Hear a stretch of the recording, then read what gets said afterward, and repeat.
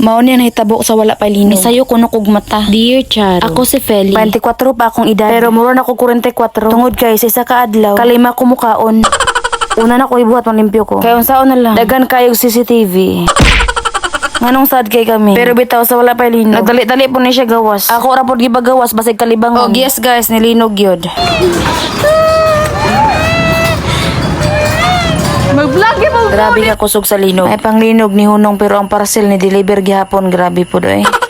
Ug mao to wala may duty. Nagdali-dali damig uli sa kumbana. Pagabrin ako sa balay. Agaray. Bungkag. Diri na ko na-realize. Ayaw kayo nyo ibutan yung pagbati sa butang diri sa kalibutan. Kaya ang tanan mahanaw ra. Basta hinom dumi lang. Love kay ta ni Jesus. Unya mao to grabe na ang pagpanglimpyo kay parte yung kalata diri ah. Pati among bugas na yabo. Unya kay wala may duty manglimpyo na lang. Kay sa tinuod lang gamay ra gid among time sa balay. Mao nang hala manglimpyo ta. Sayang oras pero naunsa po kaming dili man imong mama.